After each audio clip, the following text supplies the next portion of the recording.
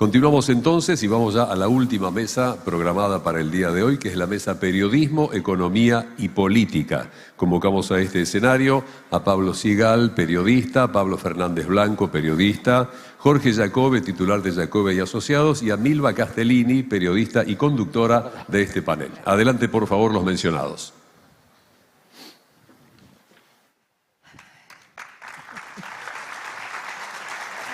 ¿Cómo va? ¿Bien? Gracias.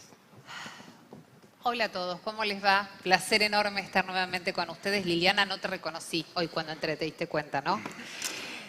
Felicitaciones, Hugo, más que merecido. Gracias otra vez, me alejo de acá, ¿no? Porque estoy acoplando micrófonos, chicos. Gracias otra vez por haberme invitado a participar de este congreso. Lo espero todos los años, lo disfruto mucho. Quiero decirles que lo disfruto mucho porque aprendí de la mano de Hugo y de toda su gente, de la mano del doctor Gabriel Barbagalo, con quien compartimos aire, hoy un proyecto en común, mucho acerca del sistema sanitario y de la importancia que tenía que los periodistas aprendiésemos de esto y comunicásemos sobre este tema.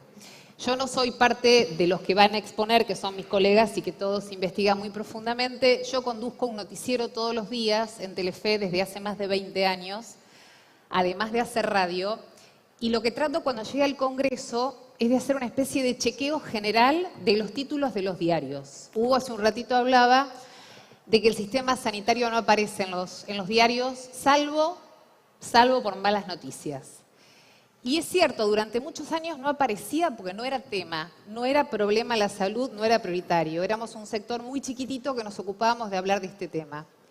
El año pasado apareció con alarmas, falta de médicos, faltas de pediatras, faltas de atenciones en las guardias, falta de especialidades, residencias que no se cubren, etcétera, etcétera, etcétera.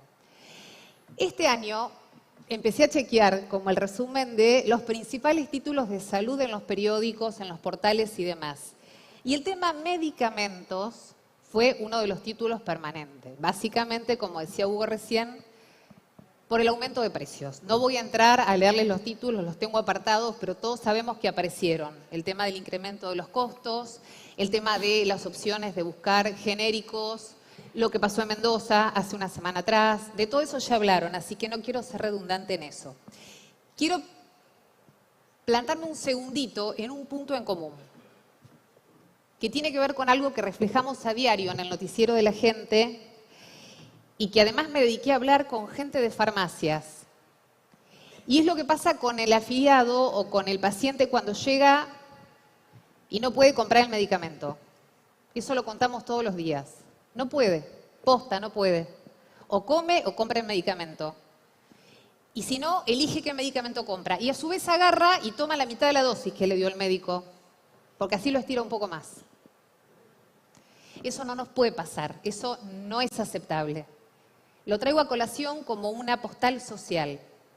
El medicamento de laboratorio. Y quiero cerrar con otra postal, que es el medicamento del alma, el medicamento espiritual. Póngale cada uno el nombre que quiera. Y es un tema del cual aprendí mucho del doctor Gabriel Barbagalo, que le preocupa de sobremanera, y que es el medicamento para poder curar la soledad de los adultos mayores. En Buenos Aires, como la ciudad más importante del país, hay muchísimos adultos mayores que viven solos. Hay un medicamento que ahí le estamos debiendo que tiene que ver con el cuidado, la compañía, la asistencia y la contención a ese grupo social que está solo.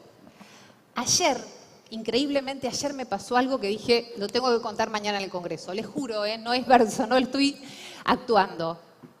Pleno barrio Belgrano, con lo cual ya estamos cortando un target social. Estoy cruzando la calle y una señora me pide ayuda porque se había desorientado, había una obra en construcción y se había desorientado, le daba miedo cruzar por acá, por las máquinas, los ruidos, necesitaba llegar al banco.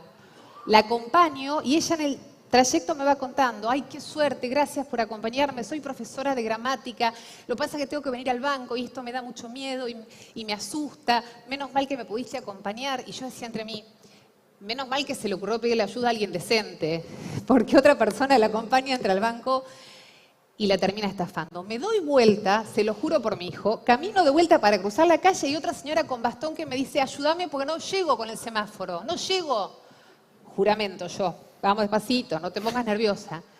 Gracias, soy abogada, es que tengo que llegar al súper y me olvidé la tarjeta de descuento y resulta que ahora tengo que volver toda transpirada, la señora toda angustiada. Le digo, no llores, quédate tranquila, anda despacio, no te va a cerrar el disco, vas a llegar.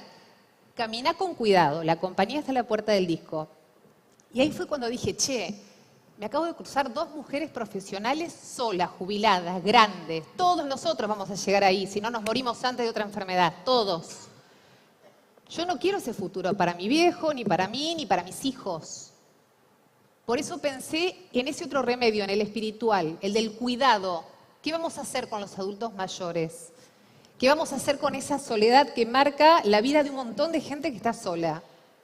¿Cómo la vamos a acompañar en una expectativa de vida que se amplió y en un sistema que no está funcionando y no los está teniendo en cuenta? Bueno, se los dejo como reflexión humildemente desde mi visión cotidiana de todos los días. Los medicamentos que se hacen en los laboratorios y los medicamentos que tienen que ver con el alma o el espíritu. Gracias por escucharme. Les voy a presentar el panel de la gente que sabe. ¿Empezás, Pablito Sigal? ¿Sí? ¿Empezás vos? Bueno, el colega es editor, jefe de sociedad de Clarín. Bienvenido, Pablo. Placer enorme.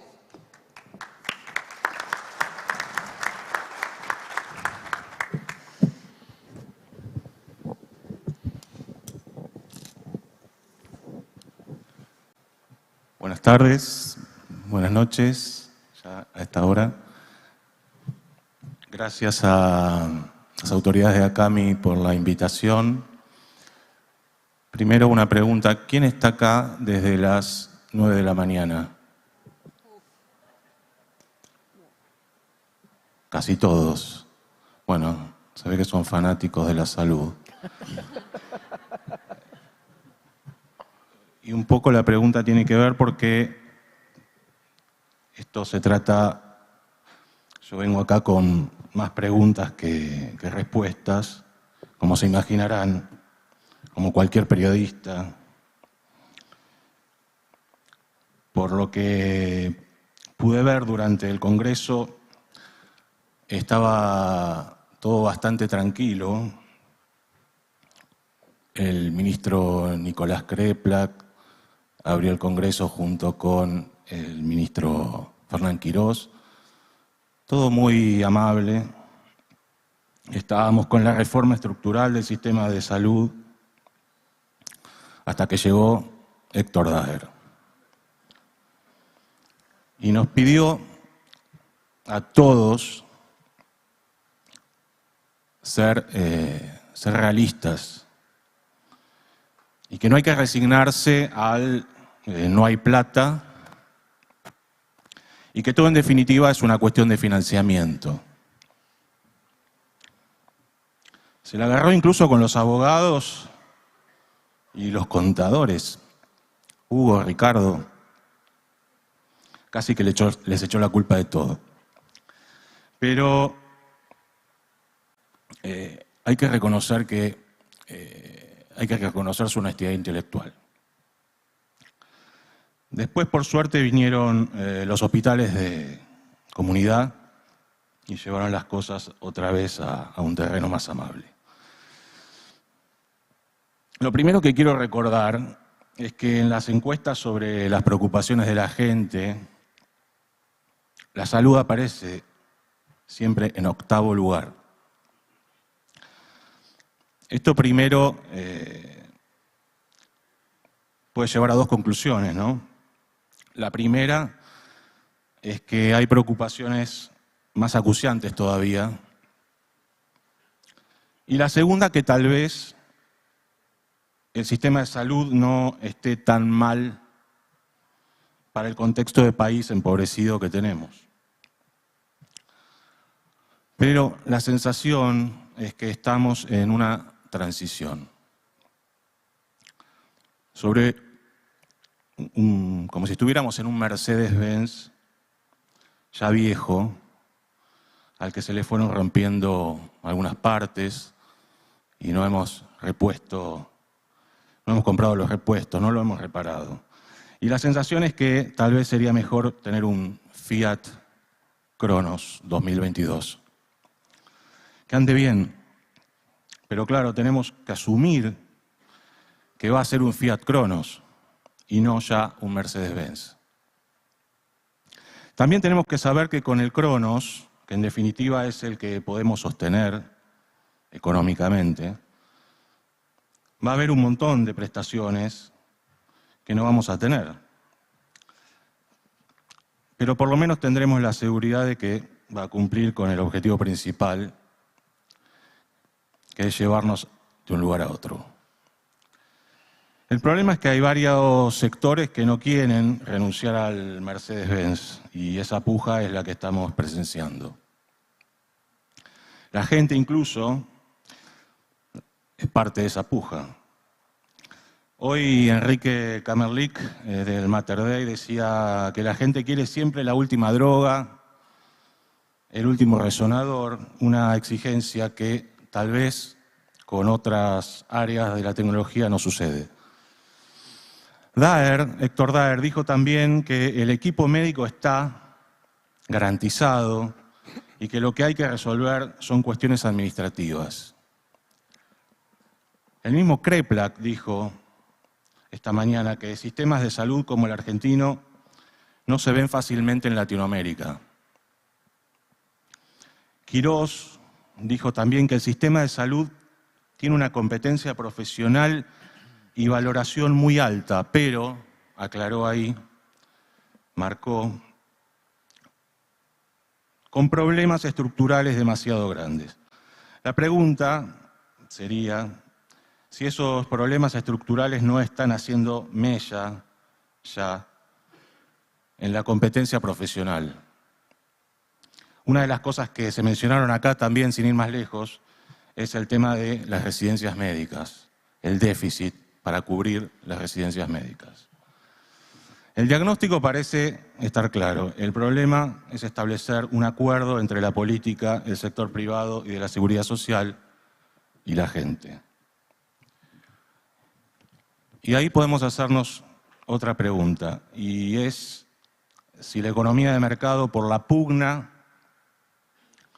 que pugna el gobierno, el actual gobierno, es compatible con el sistema de salud y más específicamente con el sistema de salud argentino. Bueno, acá hay varias cuestiones. Una primera sospecha de que algo en ese camino de la libertad de mercado empezaba a hacer algo de ruido fue la liberación de precios de la medicina prepaga y la seguidilla de amparos judiciales que eso provocó.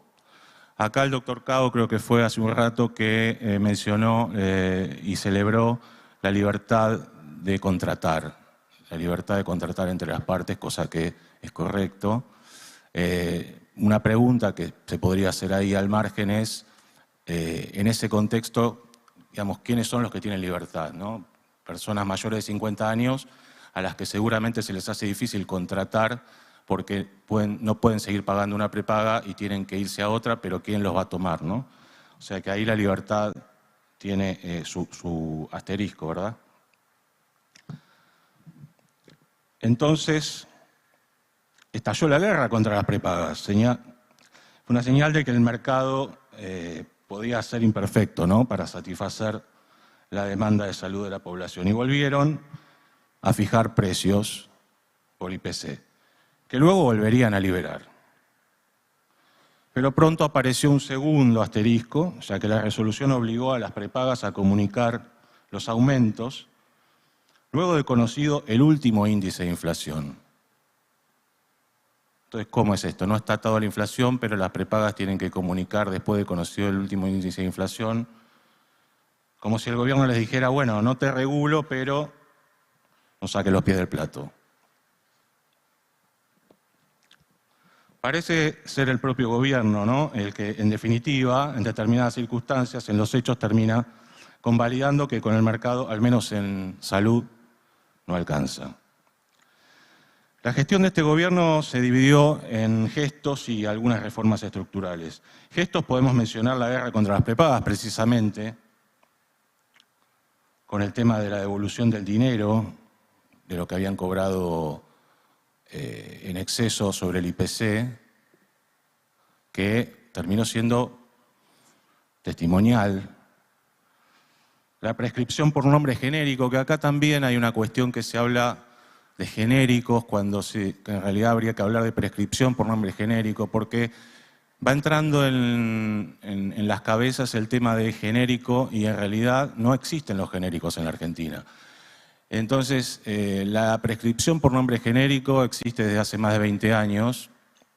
Hubo un intento del gobierno con el decreto 70 de que fuera la única opción, la prescripción por genéricos, pero bueno, en la reglamentación del decreto, digamos, se borró con el codo un poco lo que se había escrito en el decreto y se puede sugerir la marca, ¿no?, en las recetas. O sea que prácticamente en ese sentido no hubo cambio. Fue también, yo lo ubicaría en el orden de los gestos. La venta online de medicamentos es otro avance que quiere buscar el gobierno, pero aquí también hay una cuestión que hay un poco de controversia, ya que la misma ANMAT alerta, ¿no?, sobre la cuestión de la venta online de medicamentos como una situación no tanto que pueda haber alguna malversación de una práctica, digamos, ilegal o que la procedencia del medicamento no se asegura, porque si uno le compra una marca, digamos, una cadena de negocio que es conocida, eso no creo que suceda, pero sí la ANMAT alerta en un sentido sobre el tema de la automedicación, ¿no?, el hecho de que la compra online puede llegar a alentar más todavía la automedicación. Y de hecho, las grandes cadenas de farmacias no están abrazando todavía esta opción. Y en cuanto a la desregulación de las obras sociales, que es uno de los anhelos principales que está llevando adelante esta administración, también ahí se está encontrando el gobierno con algunas trabas que tienen que ver con que básicamente los grandes financiadores, las grandes prepagas no están inscribiéndose para que esa opción, digamos, se concrete, ¿no?, que la gente pueda elegirla directamente sin tener que optar por una obra social y tercerizar los aportes, con el objetivo de, como dice el gobierno, terminar con los sellos de goma. Ahí, bueno, claro, las prepagas tienen una especie de red, ¿no?, en el hecho de asociarse a una obra social y eventualmente ante un juicio por medicamentos de alto costo, para poner un ejemplo, tienen la posibilidad de responder solidariamente y no solamente la prepaga. Pero bueno, todo está encadenado, ¿no?, porque ahí veamos que el tema de los medicamentos de alto costo también tiene su cuestión vinculada al Fondo Solidario de Redistribución, cuyo dinero no va para los medicamentos de alto costo, sino que el 80% se va en cuestiones de integración, como mencionaba esta mañana el superintendente Gabriel Oriolo. Y después, bueno, como reformas estructurales aparece la implementación de la receta electrónica, podemos mencionar como algo muy positivo, la cobertura de remedios del PAMI. Hay una cuestión ahí que cada uno puede tener su visión sobre si está bien o está mal recortar determinados remedios, pero hay una reforma, digamos, ahí que podemos decir, hay una reforma concreta, ¿verdad?, que tiene un efecto concreto. Y después hay cuestiones que son iniciativas provinciales, por ejemplo, como el hecho de que en Mendoza ahora van a pagar por productividad a los médicos. Son soluciones que se buscan ante la crisis, ¿no?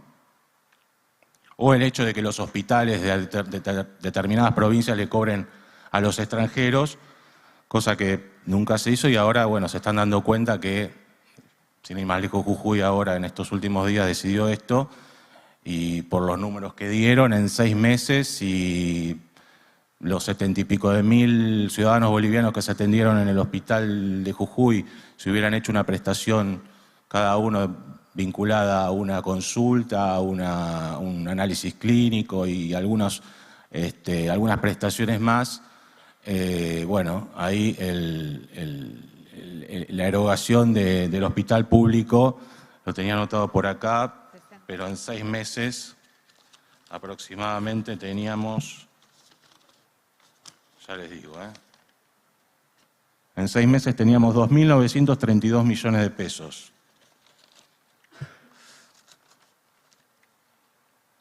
Por último, las reformas estructurales pendientes, cómo se resuelve el tema del alto costo, ¿no? ¿Cómo se va a resolver eso? ¿Qué va a pasar con la Agencia de Evaluación de Tecnologías Independiente?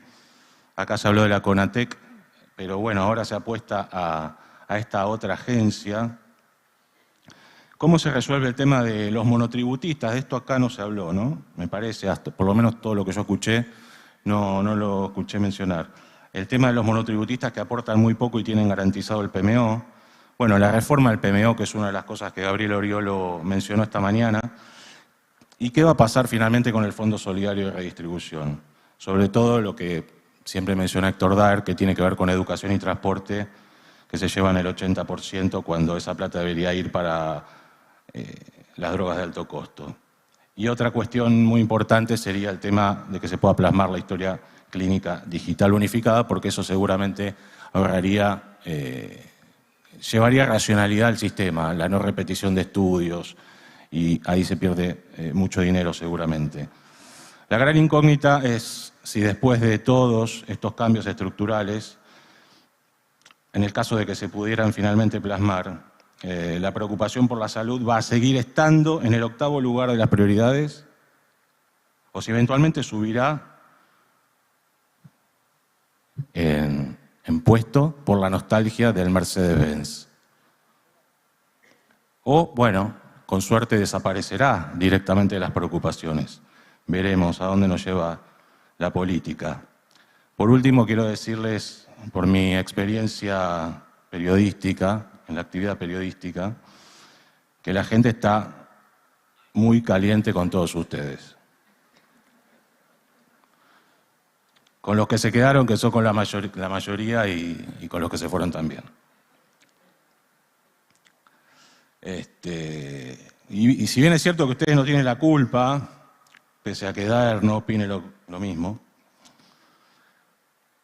algo al respecto van a tener que hacer. Muchas gracias.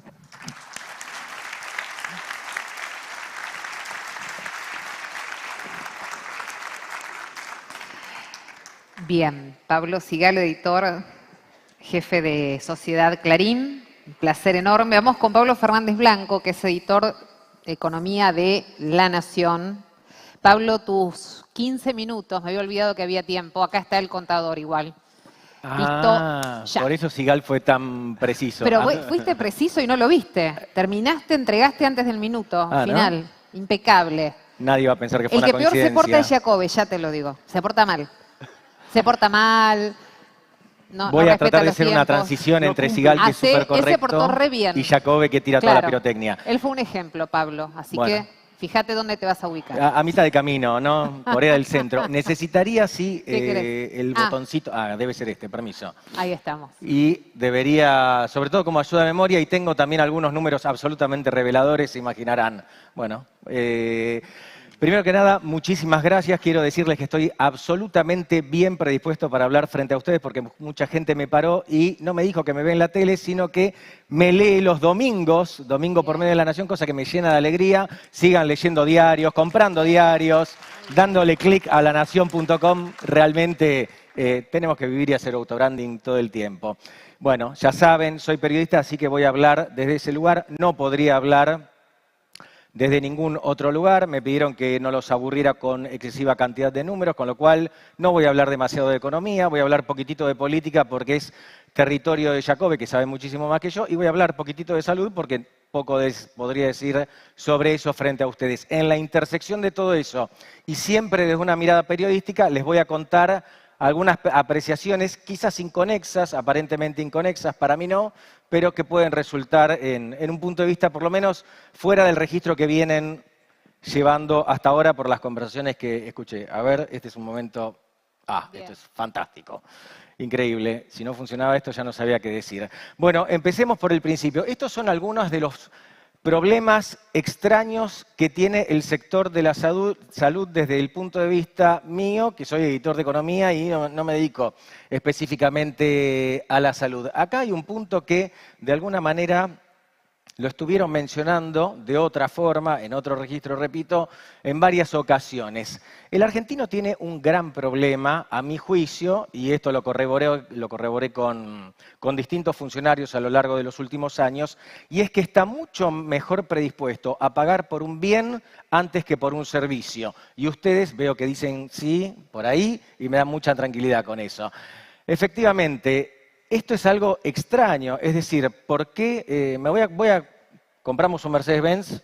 Creo que ni con tu sueldo ni el mío podemos llegar al Mercedes, pero más allá de eso, imaginemos que compramos un Mercedes-Benz. Quizás podemos hacer una vaquita y comprarlo. Ahora, ¿por qué le voy a pagar al psicólogo 25.000 pesos, por ejemplo, si me está prestando un servicio absolutamente etéreo? Al bien lo tengo ahí, al servicio viene y se va. Entonces, ahí tienen un problema importante. Este problema importante recrudece, desde mi humilde punto de vista, para ustedes, porque ustedes prestan servicios, pero compran bienes, ¿no? Los medicamentos son bienes, los tomógrafos son bienes. Entonces, el que fija el precio de un medicamento o de un bien, o de un tomógrafo, sigue vendiendo un bien y ustedes se tienen que dar vuelta y decirle a quien les paga a ustedes que tienen que cobrarle lo que les cobran. ¿Para qué vamos a pagar tan cara la prepaga si no la usamos nunca, ¿no? Ese sería un poco el concepto. Espero que tengan un poquito de tiempo para que les cuente una pequeña historia. ¿Dónde comienza esto, desde mi punto de vista, en la historia reciente de la Argentina? Quizás muchos podrían no imaginarlo, pero en la antesala de la crisis de 2001, el gobierno de Fernando de la Rúa, que era muy market friendly, que quería traer razonabilidad a todo el país, se terminaba la fiesta. Bueno, cuando la cosa se estaba poniendo complicada, contra el concepto general del gobierno, decide intervenir, decide frenar un aumento en los servicios públicos de luz y gas. En aquel momento, quizás no lo recuerden, pero las tarifas se indexaban por el PPI, creo que era un índice norteamericano. Bueno, el gobierno de la Rúa decide ponerle un freno. No estoy hablando de Néstor Kirchner, no estoy hablando de Guillermo Moreno, ni mucho menos, de la Rúa. Después vienen, conocemos la historia que sigue, Eduardo Duhalde, las tarifas se mantienen congeladas, estoy hablando de tarifas de servicios públicos en este caso, pero creo que les puede resultar interesante. Y después llega Néstor Kirchner, y ahora sí los voy a llevar en un pequeño viaje imaginario a la Quinta Olivos. Hay una conversación, Kirchner no convalida ningún aumento de tarifa, el poquito aumento de tarifa que convalida es realmente pequeño, no sirve para nada, la gente se acostumbra a lo largo del tiempo a pagar por las cosas, por los servicios, muchísimo menos de lo que valen los servicios, y creo que eso fue destruyendo la mente del argentino promedio, del pobre y del rico también, de todos nos destruyó la cabeza en este punto. En otro país no ocurre, en otro país vecino, por ejemplo. Bueno, esta conversación ocurre en la Quinta de Olivos, es absolutamente genuina. Me lo contó de primerísima mano, con lo cual, bueno, obviamente no voy a revelar la fuente, pero fue así. Se junta la consultora política Doris Capurro, que era muy cercana a Néstor Kirchner, mediados de la década del 2000. Habla con Néstor Kirchner, Doris Capurro venía con una boleta de luz, estaba indignada porque le cobraban poco. Era una consultora importante, podía pagar una tarifa de luz más alta. Entonces le dice a Néstor Kirchner, ya metiéndose en política, ¿cómo puede ser que pague esto de luz? Esto es una locura y están destrozando la economía argentina, si eso es evidente. Kirchner, que como todos saben era muy vivo, le dice, ¿sabés qué pasa? Que estaba la discusión por los subsidios, calculo que todo el mundo está interiorizado con respecto a eso. Kirchner le dice, ¿sabés qué pasa? La misma gente que quiere que yo baje los subsidios no está dispuesta a pagar más por la luz y por el gas. Capurro le dice, estás totalmente equivocado, Néstor, y yo te lo voy a demostrar. Y ahí surge una apuesta que sigo recordando hoy, porque la sigo amortizando porque me parece muy explicativa. Dice Doris Capurro que se dedicaba a hacer encuestas, voy a hacer una encuesta. Vuelve con el resultado de la encuesta y efectivamente, ¿quién tenía razón? No tenía razón la consultora, tenía razón Néstor Kirchner, porque la gente se horrorizaba con los subsidios, pero no quería pagar más por la electricidad. Y así seguimos arrastrando un problema que dura hasta hoy. Hablé del caso de los servicios públicos porque es el más evidente, pero, por ejemplo, la medicina prepaga, la salud en general es un servicio. En el caso de la medicina prepaga, creo, de la medicina privada en general, creo que van a encontrar algunos paralelismos. Esto por un lado, a tal punto que, y creo que está derivado en gran medida de lo anterior, que en enormes ocasiones se confunde la salud privada con la salud pública. Se confunde. ¿Tiene el recuerdo de algún legislador bramando contra el aumento de la salud privada, de las prepagas? Me imagino que sí. Muchísimos legisladores, los quieren regular por todos lados. Sin embargo, puedo estar equivocado, pero al menos en mi recuerdo personal no escucho a tantos legisladores hablando por el nivel de prestación de determinados hospitales públicos. Y no voy a hacer nombres particulares para no pelearme con nadie. Es decir, se confunde desde el punto de vista de la política, desde el Poder Ejecutivo y desde el Poder Legislativo, la salud privada con la salud pública. Para mí es bastante evidente esto. Creo que si le prestan atención, si es que no lo advirtieron, lo van a advertir. Con lo cual, toda esta mezcolanza de cosas deriva en que sea muy tentador controlar a la salud privada. Y todo esto no estoy hablando del pasado, sino que estoy hablando de lo que está ocurriendo y del futuro. Denme unos minutitos que la historia va a cerrar. Tengo eso, perdón. Entonces, esto es un gráfico muy sencillo, lo copié y pegué de los números del INDEC y encima les puse emojis para alegrarles el momento, no sé si lo voy a lograr, son un poco básicos. Esto es la ponderación del índice de precios al consumidor, es decir, cuál es la incidencia de cada ítem en el índice de precios que se difunde a las 4 de la tarde a mediados de mes, todos los meses. Entonces, yo les propongo este ejercicio. Imagínense que son ministros de Economía de un país explotado que tiene 50% de pobreza o un poco más, que tiene devaluaciones periódicas, cualquier correlato con la realidad es pura casualidad, estoy inventando, ¿no? Obviamente, todo esto, que tiene un poder adquisitivo del salario de la gente cada vez menor, que tiene problemas de cuenta corriente y bueno, y un montón de cosas. Ustedes son los ministros de Economía de ese país. La plata realmente no le alcanza a la gente. Tienen que generarle la ilusión de que la plata sí alcanza. ¿Qué tienen que hacer? Bueno, esto es algo muy conocido en economía y los políticos lo recontra conocen. Cuando el salario no puede mejorar, vos tenés que hacer que las cosas cuesten menos. ¿A quién voy a regular? Obviamente primero me meto con alimentos, que tiene una ponderación altísima. ¿Cómo hago para regular el precio de los alimentos? Es imposible, porque si regulo el precio, cae el volumen inmediatamente. No hay alimentos, hay desabastecimiento, hay psicosis y además puedo regular a los supermercados que más o menos los conozco. ¿Cómo puedo regular al almacén que queda muy lejos del obelisco? Es difícil, hay intentos, lo sabemos, los conocemos, pero es difícil. Voy por el transporte. Bueno, acaba cerrando la cosa. El transporte lo puedo regular fácilmente.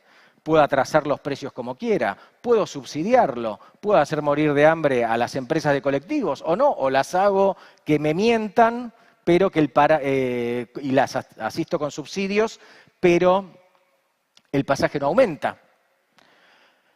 Y seguimos, restaurantes y hoteles es difícil y el quinto ítem está la salud, con lo cual el sector del que ustedes forman parte es una tentación permanente para todos los gobiernos, porque es la manera de crear la ilusión monetaria, la metáfora no es del todo adecuada, pero creo que sirve en este caso, para hacerle creer a la gente que tiene más dinero del que efectivamente tiene porque la condición económica del país no lo sostiene, ¿sí? Cada vez que se regula el precio para abajo de la salud privada en cualquier ítem, lo que está haciendo el gobierno es generarle a la gente la ilusión de que tiene más plata que la que efectivamente tiene. Pero como en realidad siempre alguien tiene que poner el dinero, bueno, o lo ponen ustedes o resienten a otra parte de la cadena. Acá, para mí por lo menos, no hay mucha ciencia. Me parece que esto es revelador de la tentación permanente que tienen los gobiernos, los pasados y este también.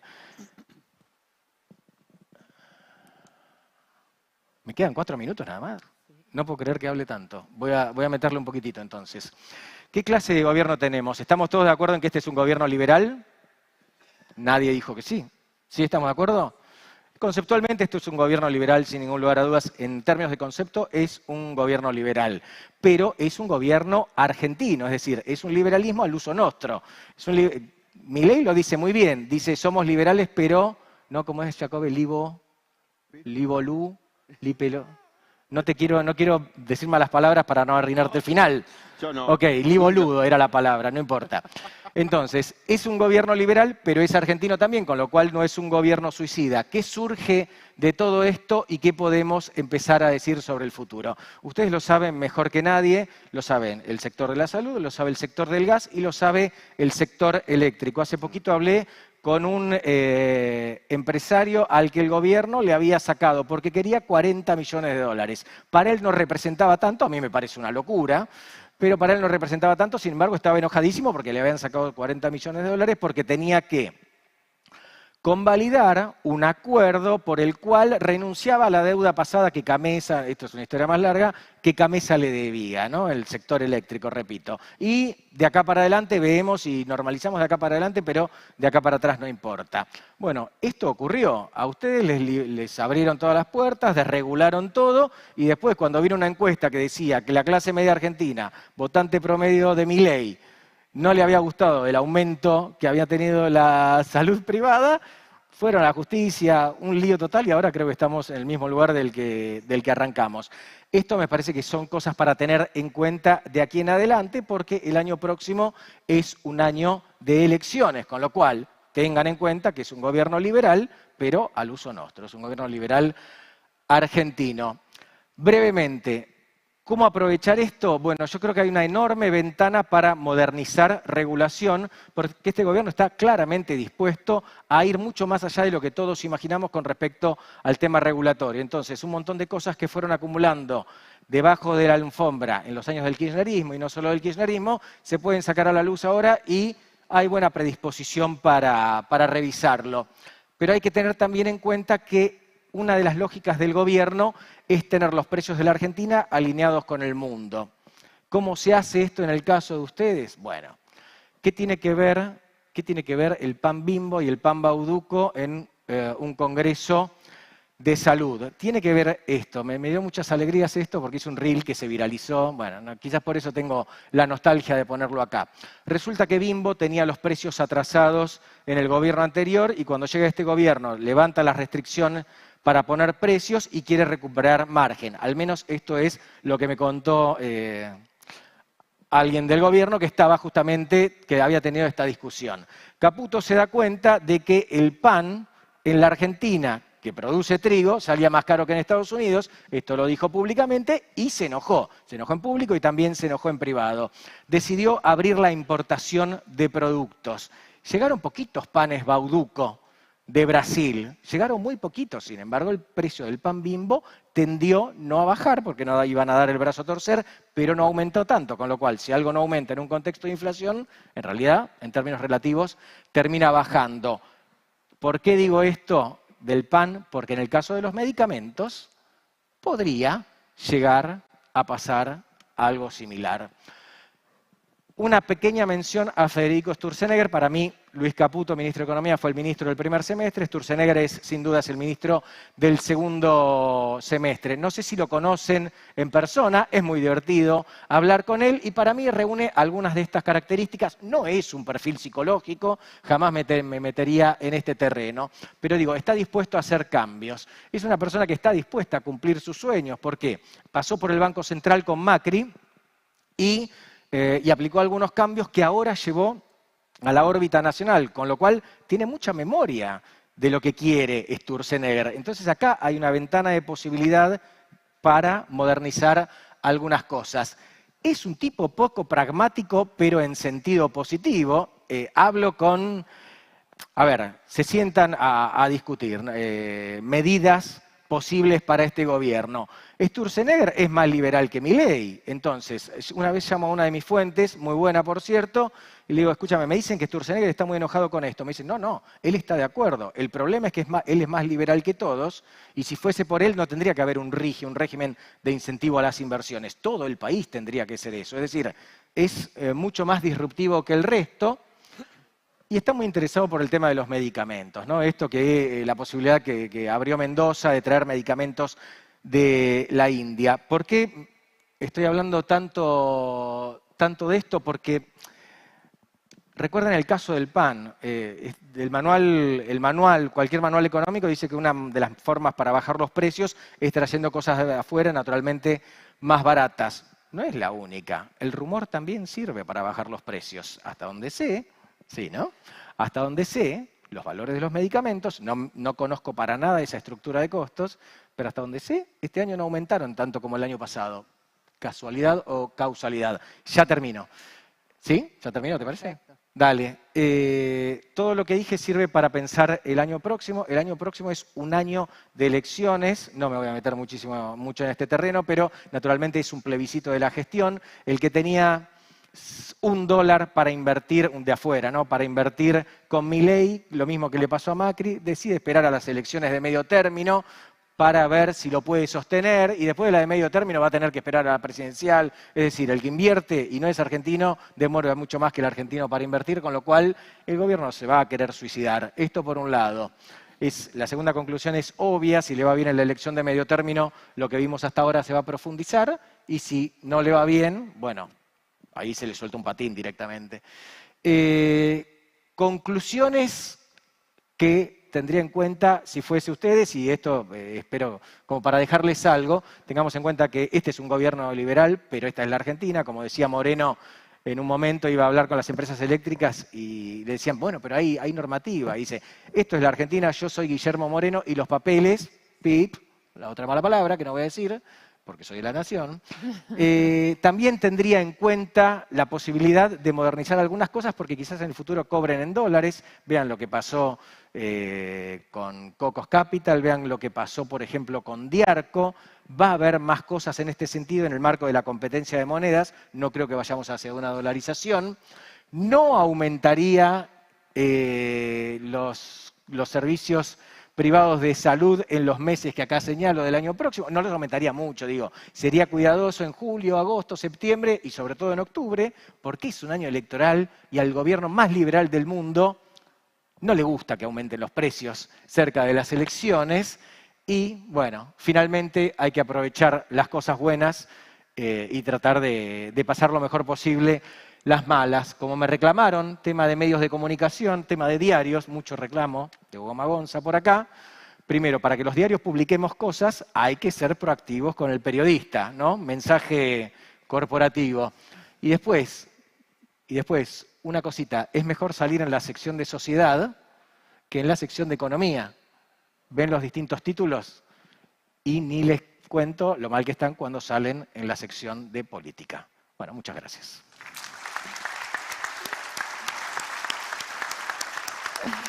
Gracias. Pablo Fernández Blanco, editor Economía de La Nación. Bueno, Jorge Giacobbe, director de Giacobbe Asociados, Avanti, todo tuyo el cierre, como lo hacemos habitualmente, de esta mesa de periodistas que ya se ha convertido en un clásico de Acami y que nos encanta además poder participar.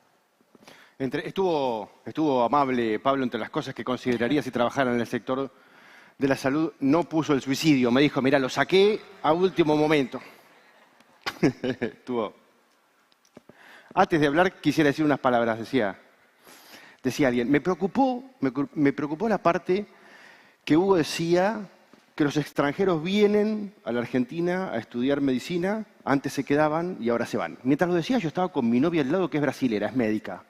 Y dije, se acaba de ir a la mierda mi vida emocional. Se acaba de ir a la mierda mi vida. No sé por qué haces esto, Hugo, para mí. Así que les tengo que pedir que hagan algo por los médicos extranjeros, aumentarles el sueldo, darles vacaciones para las parejas, cosas así. Cuando dijo no, porque la Argentina les tendría que dar algo mejor, yo la miré y le dije, soy yo, lo que la Argentina te da para mejor soy yo. Y ella me miró y volvió a mirar para adelante, así que me parece que no es. Gracias a Cami de vuelta por convocarme, es la tercera vez que me convocan. Yo siempre doy una charla para que no me inviten más. Esta gente sigue reincidiendo, o mi caché es muy bajo, o esta gente es patológica. Vamos a política. Yo tendría tres palabras para describir la situación argentina actual. 3. Y esta presentación está estructurada en esas 3 palabras. Después hay 2 bonus track más, de los cuales el caso Alberto está al final de todos. Así que lo que a ustedes les va a divertir, tienen que esperar toda la perorata. Están los videos que faltan, está todo. Quédense. No. 3 palabras. La primera es la esperanza. Hablamos de esto el año pasado. La primera es la esperanza. La segunda es la incoherencia. Tiene mucho que ver con lo que decía Pablo recién. Mucho. La incoherencia. Y la tercera es el dolor. Y es el punto principal de lo que yo quiero contar. En Argentina hoy hay 3 sistemas de creencias. 3. Había hasta hace muy poquito 2.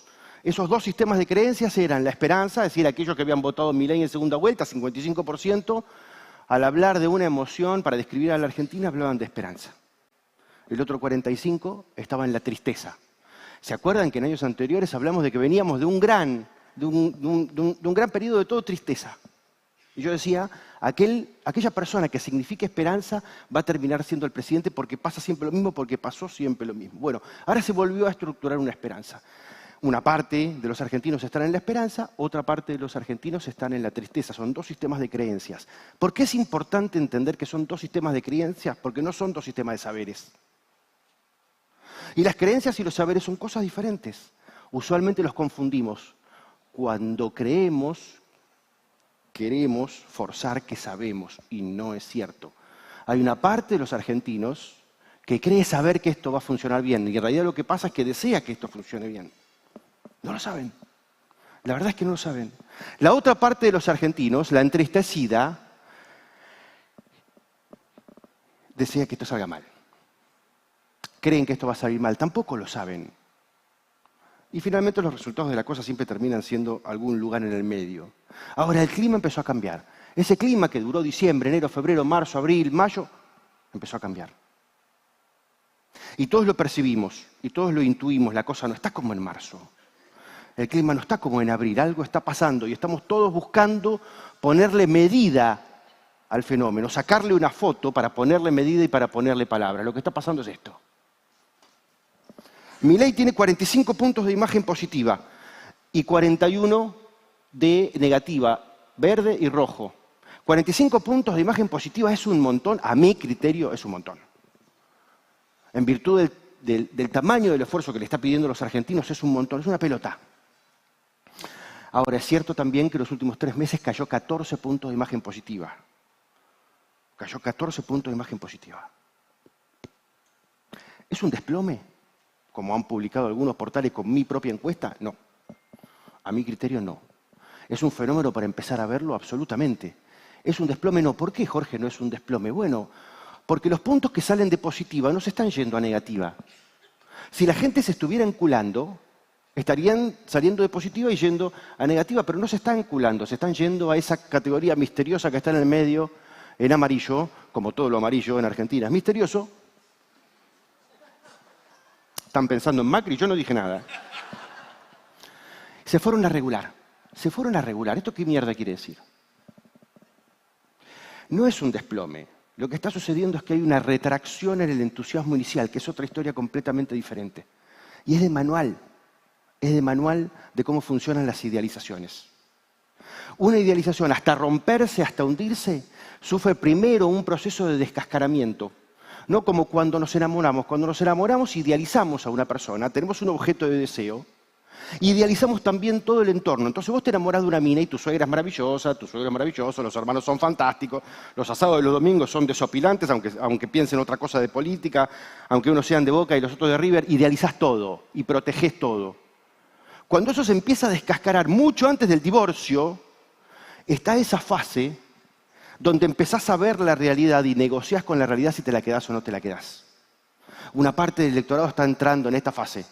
Entonces, ¿quién paga primero? Primero paga toda la periferia, tu suegra empieza a hacer lo que es, tu suegro empieza a hacer lo que es, los hermanos también. Mientras tanto, vos vas ganando tiempo para proteger tu objeto de deseo que paga el pato último. Le pasa a los presidentes también respecto de los ministros. ¿Okay? Lo que hay es una retracción en el entusiasmo inicial. Sube la regular, no necesariamente sube la negativa. ¿Okay?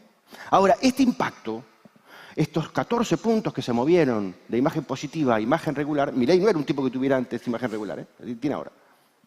Están en un público muy particular. Están en femeninos y están en mayores de 51 años. ¿Qué nos dice esto? ¿Qué nos dice? Que el impacto no está sobre el público corazón de Milei, sobre ese 30% de menores de 30, de masculinos básicamente, que lo sacaron de las redes sociales, lo pusieron en los medios masivos de comunicación, lo convirtieron en diputado y después lo pusieron en la oferta de la elección presidencial. No está ahí. Está en el 25% que se sumó en segunda vuelta. Lo que habían llamado los viejos meados, a los cuales le tuvieron que pedir disculpas para ir a votar en contra de Massa. No se olviden nunca, nunca, que por más que el gobierno lo quiera maquillar, hay en el 55% hay dos públicos que son distintos, que llegaron al mismo comportamiento, votar Milei en la segunda vuelta, por razones totalmente distintas. Y si son distintos, aguantan distinto, tienen síntomas distintos y se descomponen en tiempos distintos. Lo que está pasando, esto les puede parecer bueno o malo, a mí no me importa, pero es absolutamente esperable. Es absolutamente natural que esto esté pasando. Lo único que estábamos discutiendo era cuánto tiempo va a tardar en arrancar este proceso y a qué velocidad se puede desgastar. Pero hacia el desgaste va cualquier presidente. ¿Ok? Este es el resto del paño de los personajes más importantes de la política. Milei está ahí, lo que les decía, 45 y 41. Victoria Villarroel, que siempre mide o igual, o medio punto, o un punto y medio, más que Milei, de imagen positiva.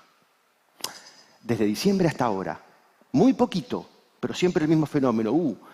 Es curioso, excepto un solo mes, que es el mes donde ella se come el costo por el aumento de la dieta de los senadores, siempre mide un poquito más. Bueno, lo loco es que normalmente una empresa se alegra de tener dos productos que valen la pena en la góndola en vez de tener uno solo, ¿no? Esto sería natural. Bueno, la Libertad Avanza tiene dos productos que valen la pena para la opinión pública y lo que están haciendo es matarse entre ellos. Lo están viviendo como un jardín de infantes. Lo están usando para recelarse y para paranoiquearse. Y esto es una tamaña, perdón por el latín, una tamaña pelotudez.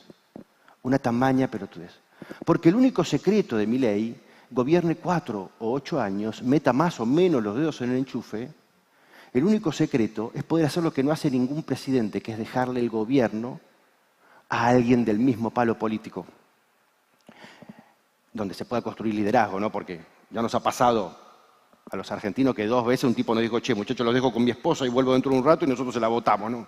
Eso ya pasó. Pero digo, en términos de liderazgos reales. Eso, que es lo único que importa para Milei y también para cualquier otro gobierno, que es poder generar una tira continua de presidentes del mismo palo, eso en este momento lo están matando, no lo están viendo.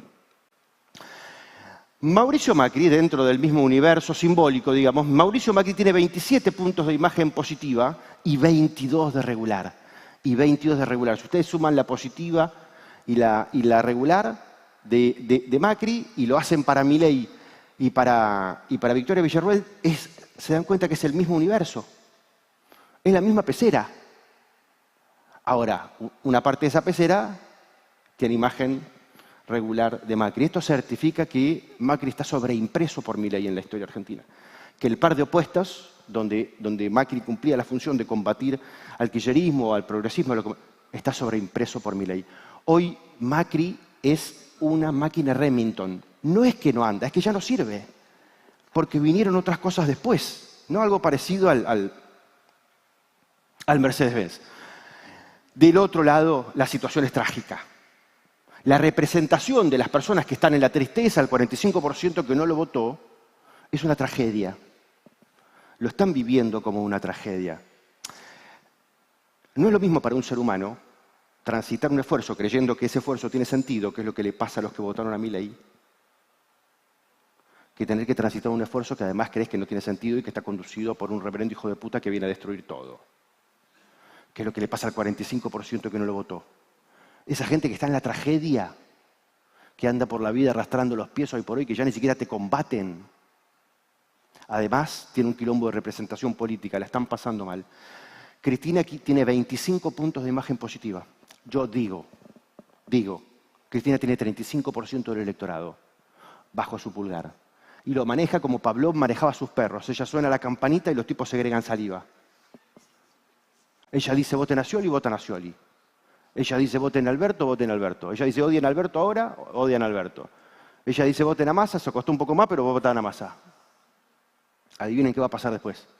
Ahora, Jorge, ¿por qué decís que tiene 35 si acá hay 25? Porque los otros 10 están en regular. Y yo me puedo equivocar, pero yo se lo sumo. ¿Por qué? Porque sé que hay una parte del kirchnerista que está irritado con ella. Y dice, che, con Alberto la cagaste. La verdad que con Alberto la cagaste. Cuando nos hiciste votar a Massa tuvimos que tragar un sapo horrible. Y ahora que te necesitamos frente a Milei, vos no te parás de manos. Entonces están irritados. Ahora me parece que cuando Cristina alce las banderas y llame a la gente al combate, van a juntar los tacos y van a votar lo que ella quiera. Por más que tengan que hacer un ejercicio cognitivo de cómo explicarlo, dependiendo del nivel de momia que ella presente en la lista, ¿no? Axel Kicillof está un poco mejor que ella. Axel Kicillof no es un tipo que sea vergonzante para el kirchnerista. Hablan de Kicillof bien. No tiene casos de corrupción, conocidos por lo menos, ¿no? Tiene todo el physique du roi del progre, que las patillas, no usa la corbata. Es medio... Después puede haber una discusión de si es un comunista o no es un comunista, pero no es un producto vergonzante, es el mejor de la clase. La verdad que para ese público es el mejor de la clase.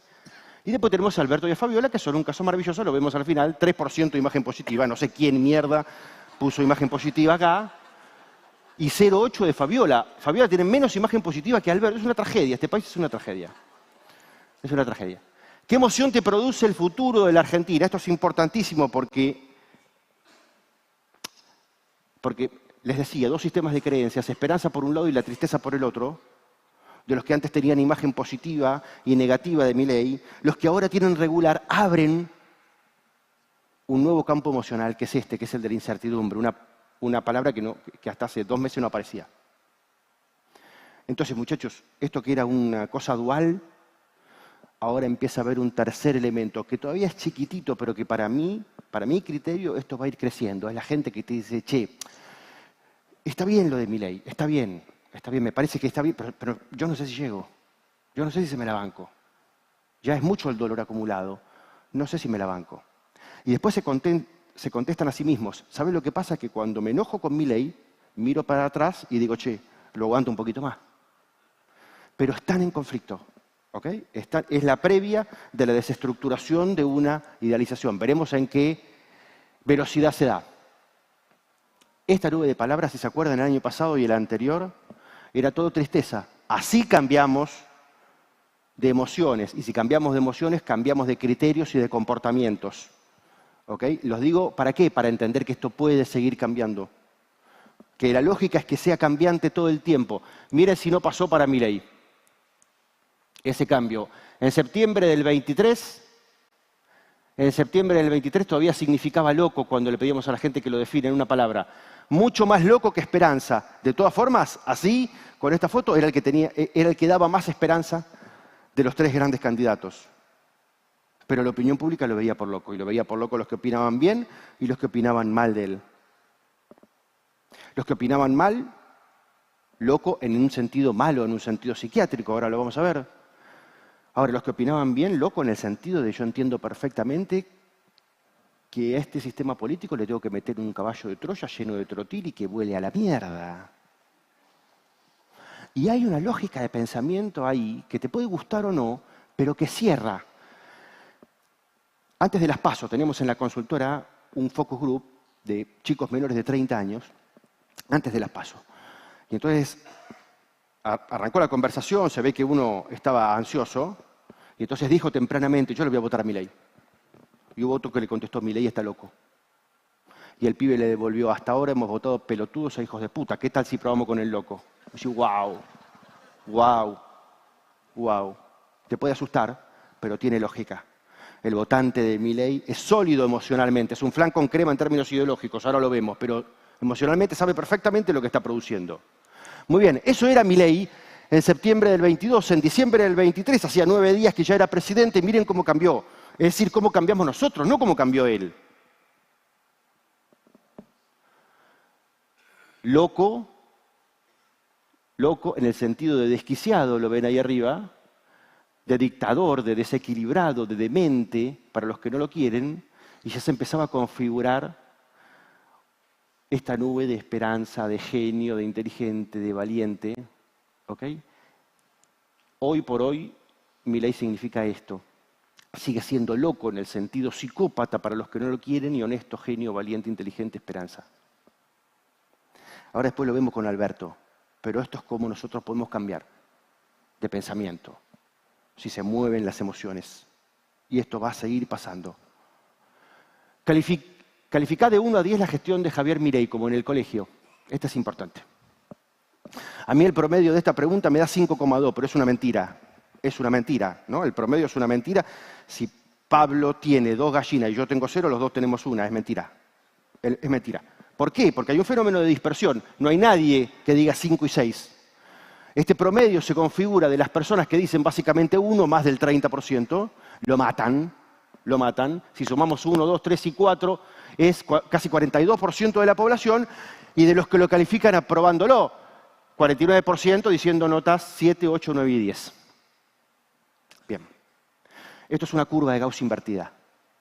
Si tuviéramos una curva de Gauss normal, tendríamos un gobierno aburrido, que hace las cosas más o menos bien, nadie le importa un carajo. Bueno, pero no, tenemos esto. Una curva de Gauss invertida a la hora de valorar un gobierno es una situación inestable. Ya lo vimos con Macri, que fue exactamente igual. Porque pueden pasar 2 cosas. Una, que Milei meta tantos goles que los que dicen 1, 2, 3 y 4 se empiecen a correr para acá. Difícil. O que la gente se empiece a desgastar en el esfuerzo y que los que decían 8, 9 y 10, dentro de 3 meses digan 7, 8, 9, y dentro de 3 meses digan, no lo quiero ni decir, pero 6, 7, 8. Tac, tac, tac. Lo dije. Hace 2 meses, ese promedio me daba 5,5 y el 10 era más que el 9, el 8 y el 7. Ya se empezó a correr. Empieza a haber un desgaste. Lo vemos en muchos radares. Capítulo 2, la incoherencia. Un presidente en Argentina está sujeto a un montón de cosas que no puede controlar, ¿no? Si llueve o no llueve, si el precio de los commodities, la guerra en Ucrania, las abducciones extraterrestres, lo que sea. Ahora, hay una cosa que es constante para todos, que es que tienen que administrar a 47 millones de pelotudos que somos nosotros.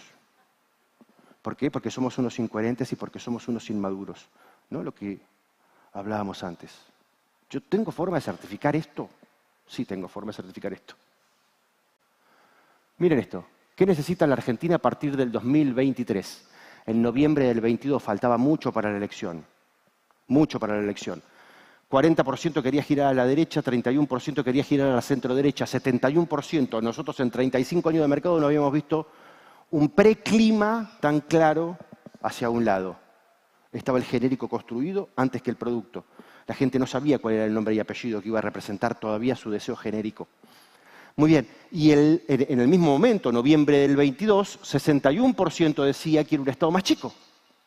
71% giremos a la derecha, 61% quiere un Estado más chico.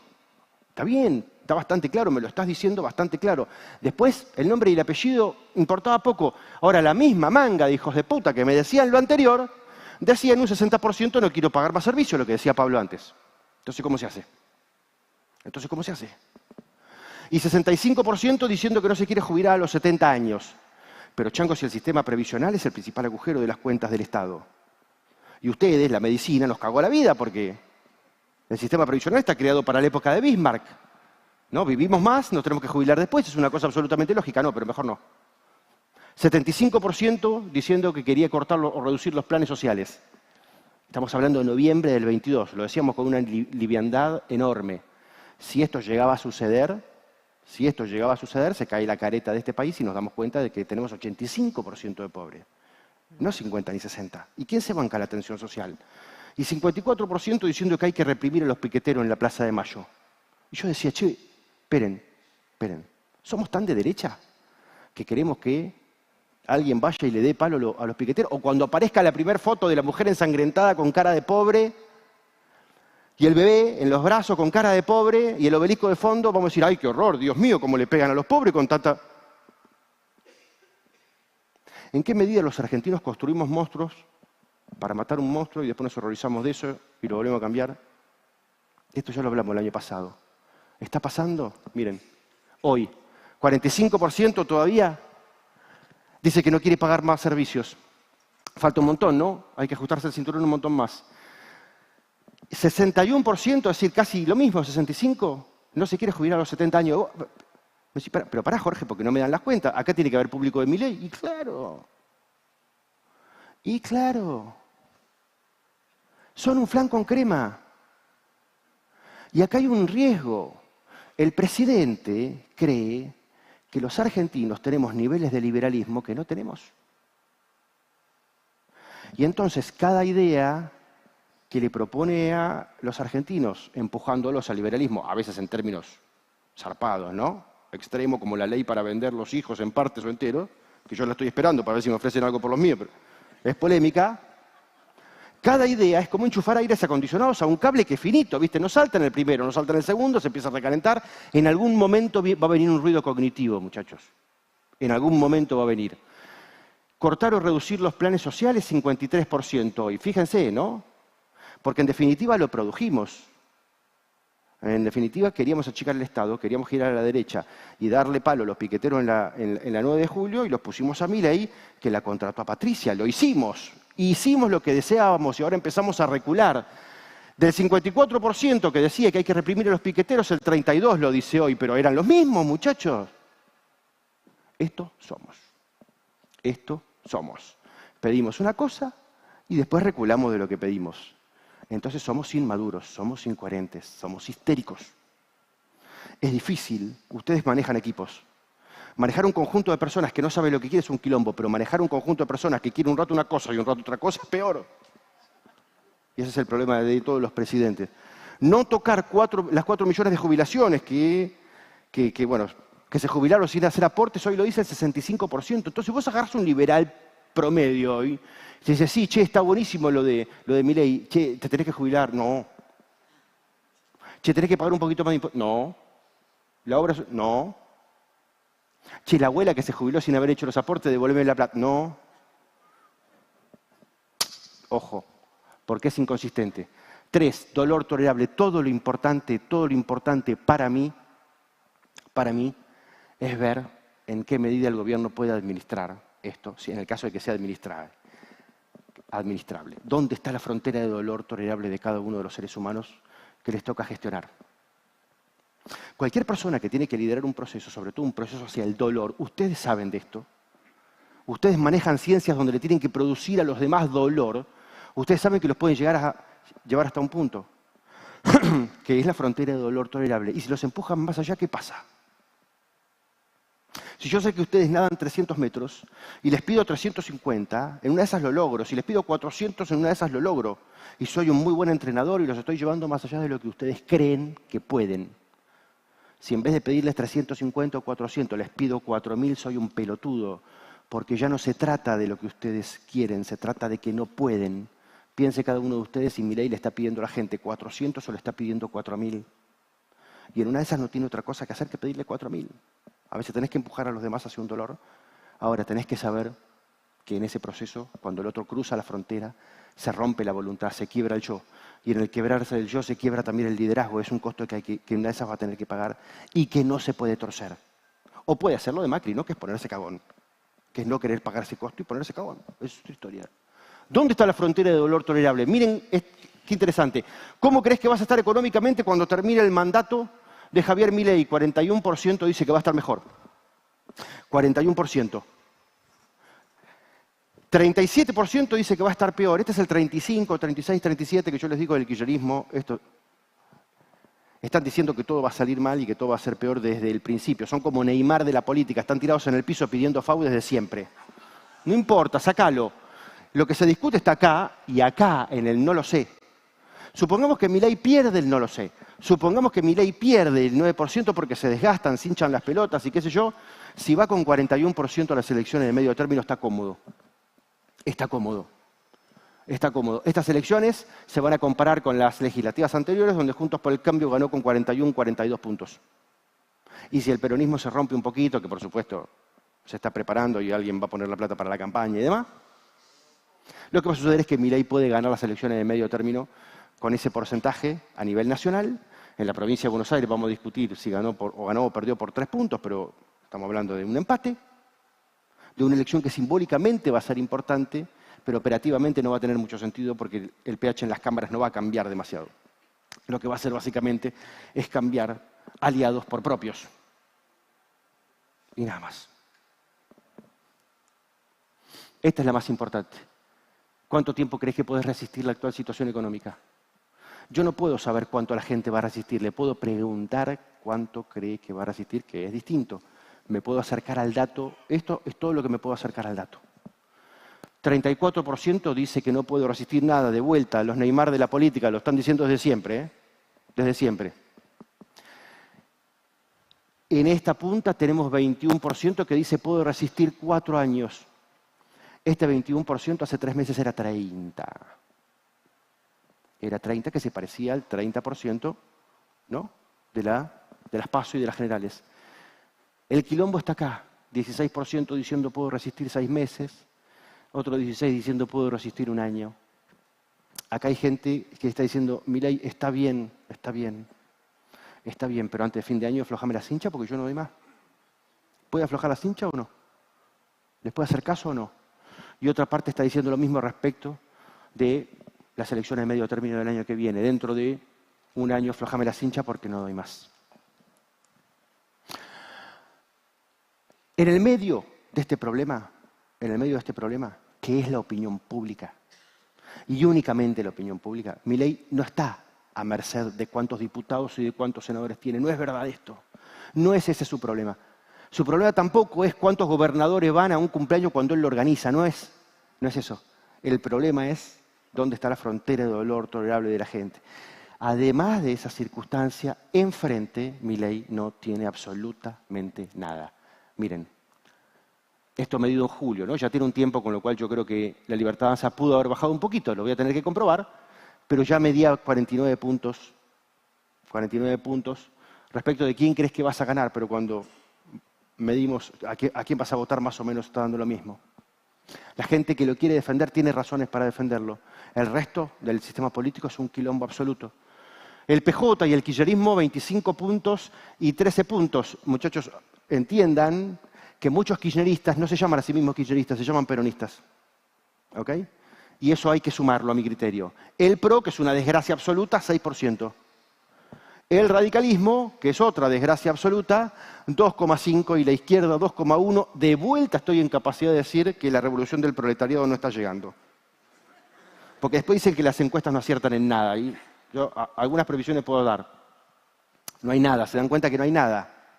Si 2 hermanitos y 4 perros llegaron a la Casa Rosada por vías legales, es que no hay sistema político.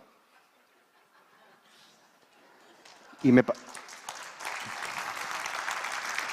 ¿Qué problema? Están locos. Es todo tuyo. Esta gente está loca. Ya me resigné. Tan no hay sistema político que el matón de la cuadra, Eduardo Beliboni, declaró públicamente no hago manifestaciones porque Patricia me pega.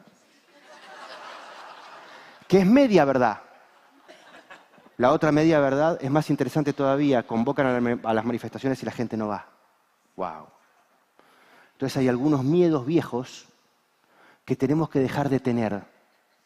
Es tan trágica la situación que esos varones del conurbano que podían sitiar Buenos Aires y tenían un poder de miedo tremendo porque te mandaban 40 micros y la Plaza de Mayo y las piedras y la puta que lo parió.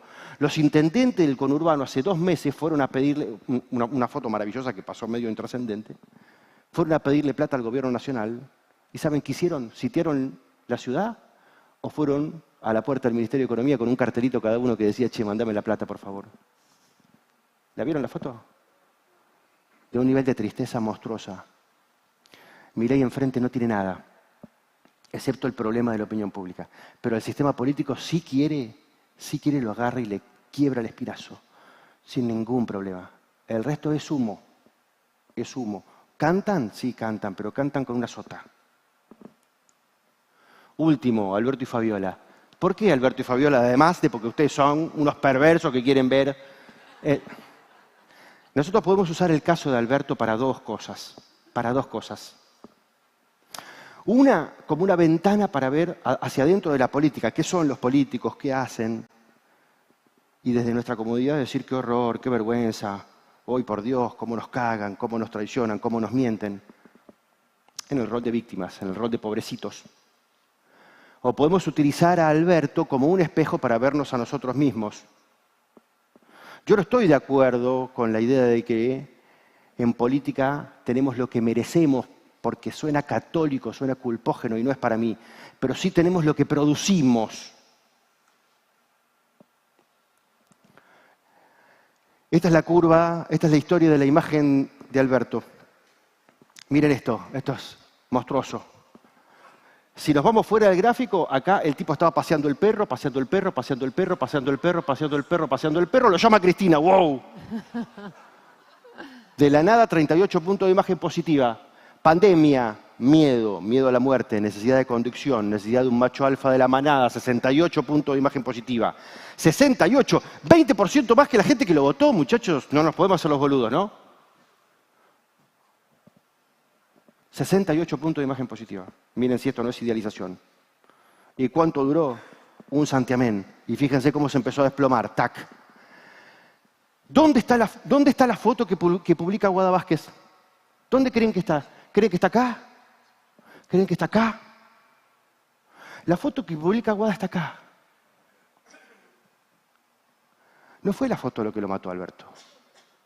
Alberto, de esos 68, había perdido 40 al momento de la publicación de la foto. Alberto pierde 40 puntos por pelotudo. Porque empuja a la gente más allá de la frontera de dolor tolerable. Lo mismo que planteo para Milei y lo mismo que voy a plantear para los próximos 720 presidentes de la Argentina. Y después pierde otros 20. Si estos son por pelotudo, estos son por re pelotudo.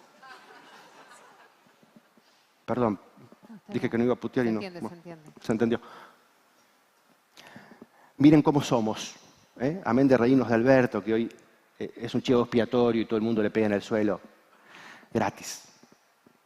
Pero miremoslo, usémoslo como espejo. Alberto, en diciembre del 2019 daba esperanza, gente. Daba esperanza. Recién había asumido. Un tiempo después, agosto del 22, ya era un títere y un inútil. Y ahora es esto, un corrupto, un inútil. Acá no lo voy a poder evitar, pero la tengo que leer, Bilba, perdóname. Un inepto, un desastre, decepción, mentiroso, hipócrita, pelotudo, basura, regular, psicópata, infeliz, ladrón, pajero, degenerado, incapaz, títere, hijo de puta. Y la pregunta es si esto es Alberto o somos nosotros. Les agradezco por el tiempo y por la atención.